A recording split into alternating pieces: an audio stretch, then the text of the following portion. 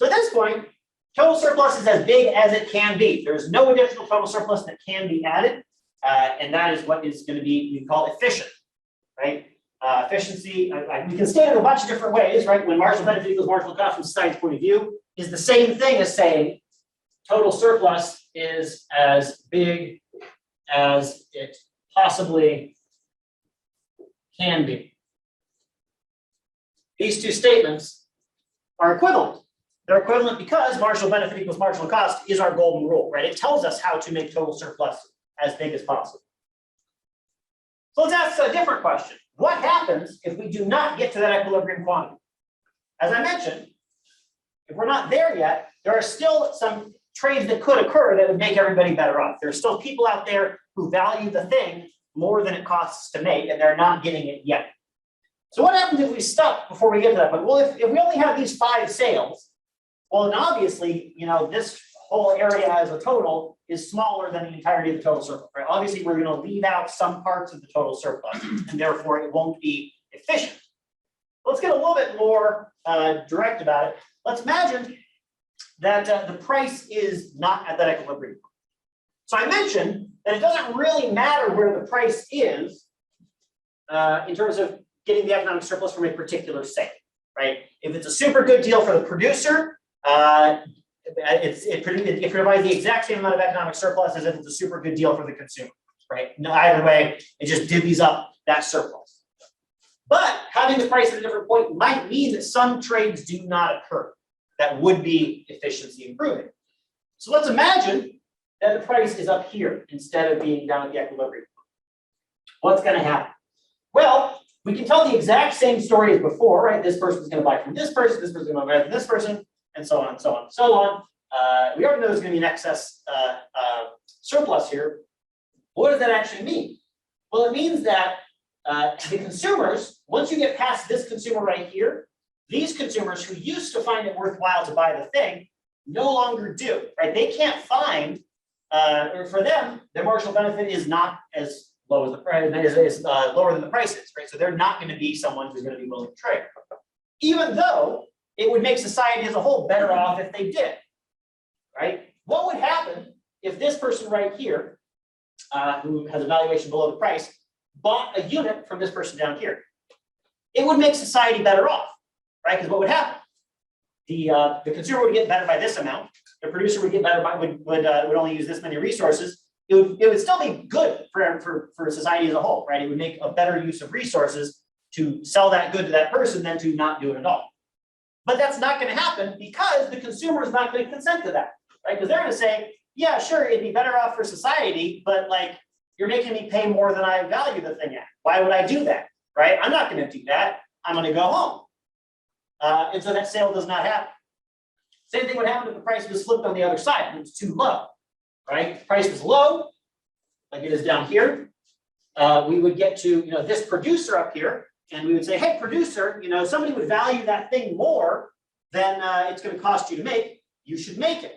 And they'd say, yeah, great, that's great for society as a whole, but I'm not going to cover my costs. I'm not going to do that. I'm going to go home, right? And so even though the price only, once a sale is made, the actual price doesn't really matter for economic surplus as a whole, for society. But price does matter to get that sale made in the first place, right? To get us to the quantity where we are using our resources efficiently. We can call this, so when we're away from it, there's some sales that don't get made, right? So at the equilibrium, we were here, right? Here was the equilibrium quantity when the price was at the equilibrium price. But if we're over here, where the quantity is a little bit lower, right? There are some trades that do not get made. Right? Here's the quantity we're going to make. This is the total number of all of the efficiency maximizing trades that could be made. We don't make them all. So we end up with something called deadweight loss. DWL, deadweight loss. And what deadweight loss is it is surplus, total surplus we could have had, but don't. For whatever reason, right? Here I've drawn it as being a deadweight loss that occurs because the price is too high. There could also be a deadweight loss that occurs because the price is too low. There could be a deadweight loss that occurs because for some reason, we just don't sell all the right units to people because we can't find the right consumers to match them up with producers, whatever it is, anything that takes us away from whatever this efficient quantity happens to be can generate a dead weight loss. It's defined as how far away we are from efficiency, basically, right? We think about what total surplus could be, right? Total surplus is as big as possible. We have efficiency. If it's not as big as possible, if there are some additional trades that could be made but are not being made, then the difference between those two surpluses is going to be our dead weight loss. It's how far off we are from our target. Sort of, if you think about the total surplus that we could have had as being this entire triangle, we don't quite fill in that entire triangle all the way. These are just trades that did not get made, right? Somebody out there sitting in their room thinking, I would buy an apple for $2, and somebody else sitting out there, I would sell an apple for $1.99, and those two people not finding each other, that is dead weight loss. It's an indirect cost, because it is a cost that we incur because something good did not happen. Any questions on that? Yeah. What do you mean by where did it go? I mean, we had this surplus, and now we don't. Oh, okay. Yeah. Yeah, we had the surplus, and where we were, now we don't. So where did it go? It went into the ether, right? These are things that did not happen. Right. As a quick refresher on graphing when it comes to this sort of surplus stuff, how did I get all these shapes? How did I know the produced surplus, stops here and doesn't continue on into a triangle like it did before? Just remember the definitions of these things, right? That consumer surplus is always the unit that we sold or that we bought below the demand curve and above the price. Here's the price, here's the demand curve, here's how many units we sold. We didn't go beyond this point, right? So the consumer surplus is that triangle in there. Similarly, producer surplus is below the price and above the supply curve. But again, it only can cover the units that actually got sold. So if we stop here, we can't possibly have any producer surplus beyond that point, right? So it has to stop right here, which is why we get this sort of little weird shape there. I don't know what shape. I don't know what kind of shape that's called. It's probably got a name. It's only got 4 sides. I probably named all the 4-sided shapes. The rhombus, maybe? I don't know. Anyway, yeah. And then dead weight loss, we got by thinking about what the total surplus could be in the efficient scenario, which we know to be this entire triangle right here. And then we thought, well, that's what we could have had. What do we have? Well, we have this consumer surplus with this producer surplus. Everything that's left over must be the dead weight loss. And in this class, the dead weight loss is pretty much always going to be a little triangle looking thing like that. Other thing to point out, we cannot possibly improve the total surplus by selling more, right? Total surplus is not, maximizing total surplus is not about selling as much stuff as possible. And also, crucially, it is not about making as much profit as possible. I see students get those two things crossed a lot. Maximized profits often lead to inefficiency. As we said, for example, right, on the homework, right? If the price is a little bit higher than equilibrium, the suppliers will be making more profit. But that's not the efficient quantity, right? Suppliers will make a little bit more money if they sell a few fewer units, but at a higher price, typically. But that's not efficient. That leads some of those people who don't value the good as much, but they still value it more than it costs to make, not buying. That's an efficiency improving sale that's not occurring, which is, of course, inefficient. So efficiency is not the same as profit. Maximizing efficiency, getting total surplus as large as possible is not the same as making profit as large as possible. It's also not the same as making the best deal possible for consumers. It is purely about getting the efficient quantity from society's point of view, making sure that the marginal cost is equal to marginal benefit.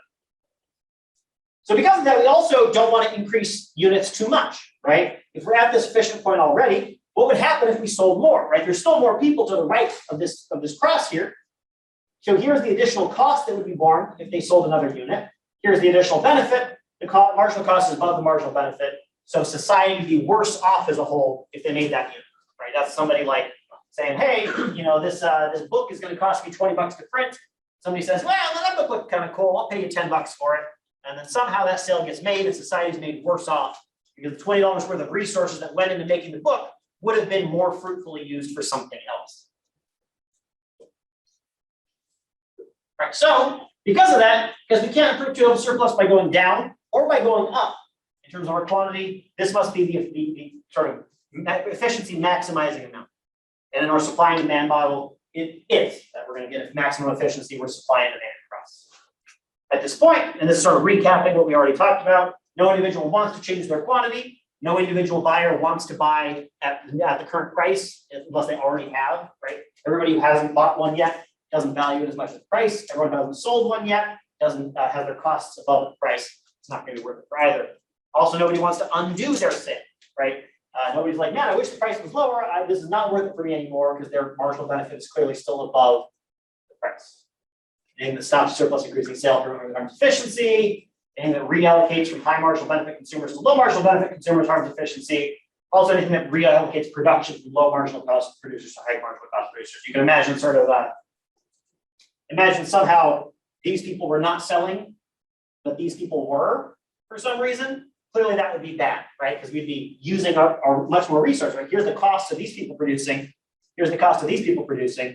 It would be very inefficient to use these resources instead of these much cheaper ones. An example of that sort of happening, you can imagine imagine that a big company has a big contract that they're gonna buy, right? They want somebody to make something for them. And so instead of going with the most efficient producer, they go with the person who's buddies with the CEO, right? Who maybe is not as efficient a producer, but somehow gets the sale anyway, right? That would be an inefficient use of resources. All right, so all of this happens because of our ability to think marginal, right? The past sort of week or so, I've been restating very similar ideas from different angles. Which I'm doing for a couple reasons. One, because I think learning something from multiple different angles makes it easier to learn. But also because there's such crucial ideas that I think it's really important that we get them down before we get into more complex stuff or stuff that fits some of the more details of the real world. Which means that once we get to those points, once we start thinking about big firms that do control their own prices, or people who are not consumers or producers and the importance of their benefits, we're going to be able to apply this marginal thinking to that as well.